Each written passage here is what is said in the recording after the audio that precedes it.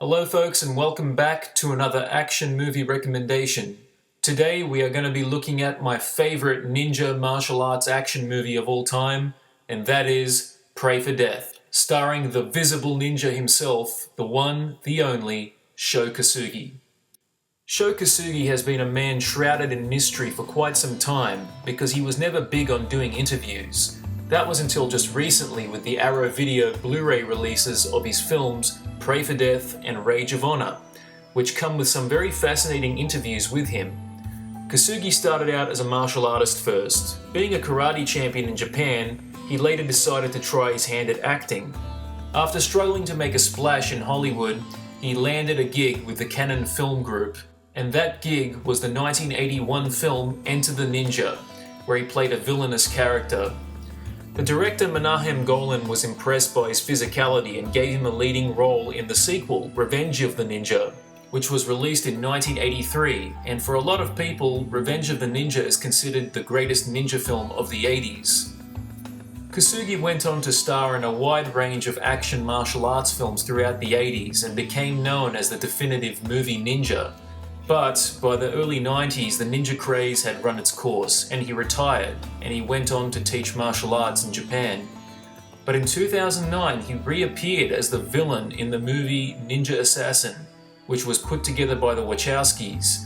And the film, while not a box office smash, earned a strong cult following, and Kosugi delivered quite possibly his best acting performance. Kosugi is currently working on a big film project which is said to star him and his sons, but it's being kept very quiet, so not much can be said about it right now. I've been a huge fan of Sho Kosugi since I was about 9 or 10 years old, and my first introduction to him was through the 1985 martial arts action film Pray for Death. And for my money, it's Kosugi's best work, and for me personally, the quintessential ninja film of the 80s. So without further delay, let's dig in. This is Pray for Death. Sho Kosugi is Akira Saito, a businessman by day, a ninja by night. Akira and his family have just moved to America to start a new life. They open a restaurant, and everything seems to be going smoothly. However, things take a brutally dark turn as Akira and his family have become targets for the local mafia after a priceless necklace is stolen from the mafia's stash house, which happens to be in an abandoned storeroom of Akira's restaurant. Things get violent very quick, and the police are seemingly powerless to do anything. So now Akira has decided to take these matters into his own hands and deal with these thugs his own way. Pray for Death is quite possibly the most cinematic and most serious of Kosugi's films. However, that being said, it does have its fair share of flaws. However, there's mostly positives I have to say for it. First, Sho Kosugi is really good in this film, and not just in the martial arts scenes, but even with some of his acting, usually in the highly dramatic stuff. Kosugi never considered himself an actor, and even though most people would agree with that, I'd have to say he's quite serviceable here, and on top of that, he is likable and has a solid screen presence. The only time he doesn't seem to work well in the acting department is when it comes to emotional scenes. But overall, I say he does okay in this film, and he definitely has more charisma than, let's say, Chuck Norris or Steven Seagal.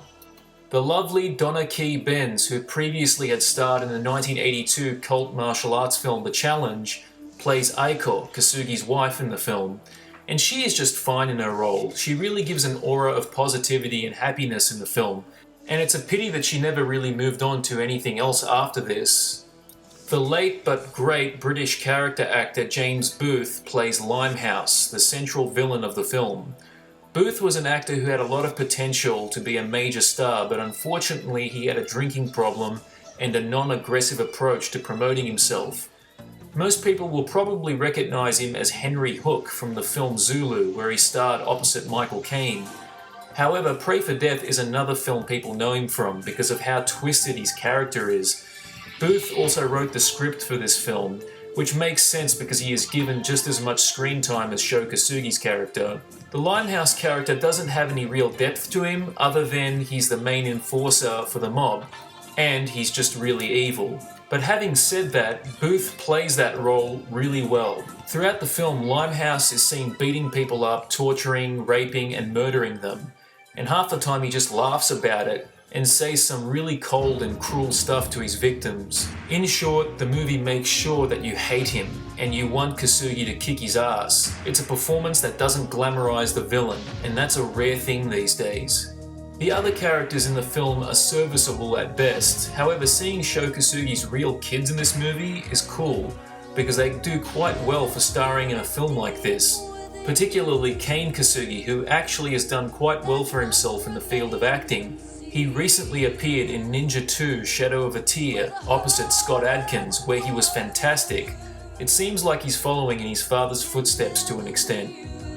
The action scenes in Pray for Death are a mixed bag, however. Some are really well shot, but then there's some moments where the editing's a little sloppy and there's just hits that don't make contact with the opponents. But aside from that, overall it's quite decent. The end action scene with Kasugi and the villain makes up for it, where things start to get brutal and hyper-violent very fast. The musical score, I think, is really cool and fits the brooding nature of the film, but there's also a song called Back to the Shadows by Peggy Abernathy, which is featured in a pretty cool montage, and it fits the scene perfectly. It's another one of those workout songs, much like the Rocky movies. Overall, I really enjoyed this movie. I liked the gritty tone, I liked the performances, the action, when good, was really good, and I also liked the musical score. However, there are some problems with the film. For one, the direction is sloppy at times, and that has to be blamed on the director Gordon Hessler, who prior to this didn't have any experience with martial arts or action movies. But to his credit, he did better than most directors who have never done action before. Hell, he done better than some directors who do direct action. For example, directors like John Moore and Olivier Megaton, who have been known to direct action, but yet they can't direct an action scene if their life depended on it. So go figure. But aside from that, there's also some questionable scenes here and there.